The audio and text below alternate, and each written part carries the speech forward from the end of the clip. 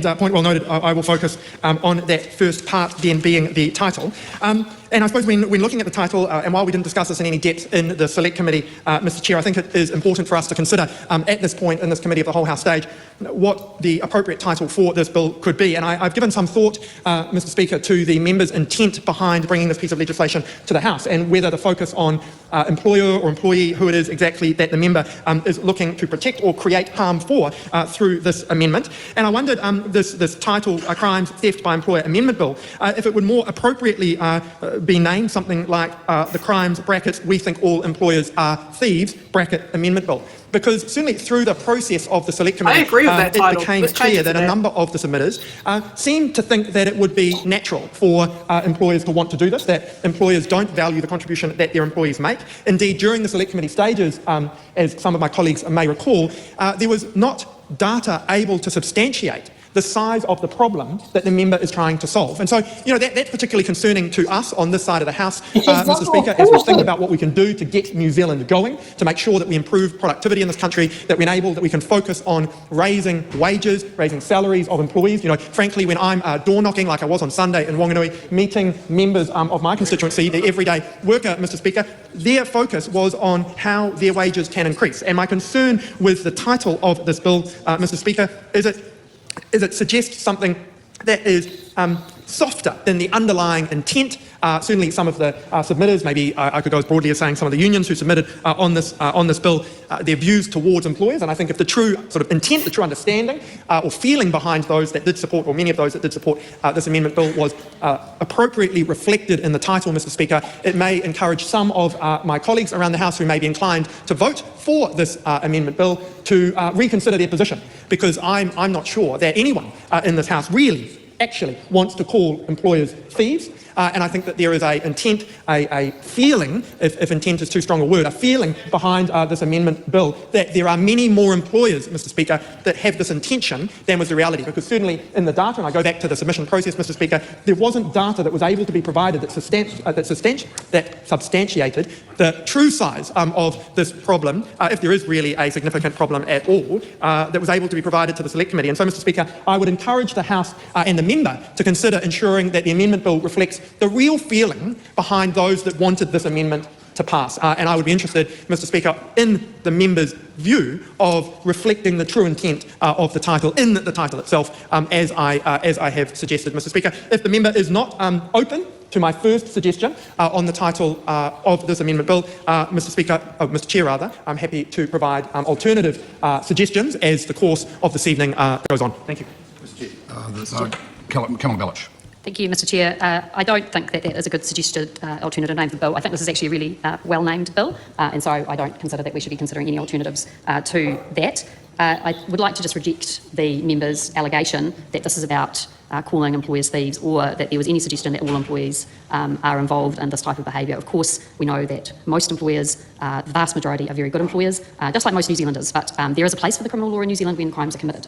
And it is somewhat ironic to hear members of the government side complaining about a bill like this, which would simply treat employees in the same way, and simply treat employers in the same way that employees are treated, an effective example of balance, which from today and in recent days we've been hearing the Minister for Workplace Relations talk about. This is a perfect example of balancing fairness for employers and employees, and it is a tough on crime bill. And it is very ironic to hear members of the National Party stand up and take calls wanting people who have committed crimes against their employees not to face justice as a result of that. That is the effective nature of that submission, and something that I reject. I also want to thank all of the submitters for submitting on this bill. It's not an easy thing to submit on a bill in Parliament. I reject the member's characterisation of those submissions, and I also would like to refer the member to the information provided by the Ministry of Justice in their report to the Education and Workforce Select Committee, which set out in detail the data available in relation to wage theft cases in New Zealand.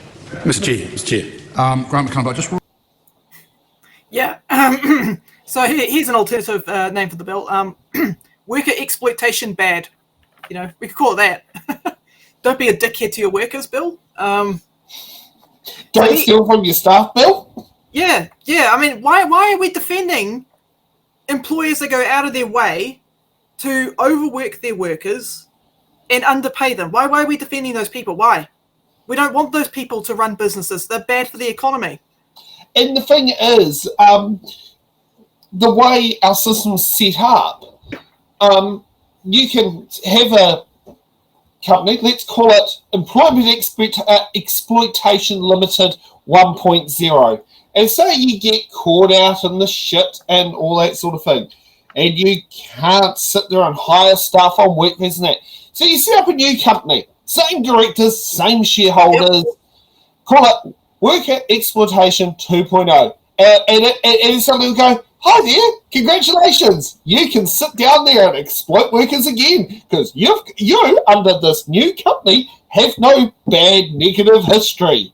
And you can keep doing that. Whereas once you criminally do them, which tends to get personally tagged to your name as a company director, you will not be allowed to exploit workers for life, because that will keep getting asked time and time again, you know. And hey, maybe you'll know what it's like to be done for benefit fraud, because that's what people who are done for benefit fraud get treated like. They have the stigma around their neck for the rest of their lives. And maybe bad bosses who don't want to be held accountable for their action needs a sharp shock of consequences. And I repeat the word consequences, because, you know, National is a big about consequences. You know, you know, and sometimes consequences without due process, well, at least in this bill, you know, you will have due process. You have more due process than a beneficiary. You know, you're going to sit down there and actually, you know, be held accountable for your bad actions. And if you cannot sit down there and say, you know, you exploited staff, so you can't get insurance, you know what? That's a consequence of your bad actions. If you can't get insurance, you know, maybe that's something that could teach you a lesson. Maybe you might not get your house, but that is the consequences of when you do bad. And if you steal from your staff, you need to be held accountable, and you need the due process of the court system to hold you to account, not sit down there and get off scot-free. But here's the thing. He goes on about, oh, we don't have data for this. I can point to examples where, I mean, I managed to find data. I don't know if he's bothered to look on the internet. Maybe when you at the end of the show, you send it to him. Yeah, I mean, I've just got an example in my notes. In 2018, within the telecommunications industry, it was found that 73 out of 75 chorus subtractors, that's 97.3%, in Auckland had breached minimum employment standards. So there you go. There's an example. Yeah, exactly. Was it? For those who want to email Carl Bates, his email address is carl.bates@parliament.govt.nz. Or if you want to send him a letter, you can send a letter to Private Bag 188 Parliament Building, Wellington postcode 6160. That must be a Private Bag postcode because the postcode for the area is 6011. Everyone in the chat's telling me telling me you got your blood pressure. Oh, that is so good. Yes, I think as was it Chewy would say, blow the choo-choo valve. Thanks for watching. Make sure you're subscribed to our Facebook, YouTube, Twitch, Instagram, TikTok, News Guide, The Order Paper Podcast. YouTube, Twitch, Instagram, TikTok, News Guide, The Order Paper Podcast.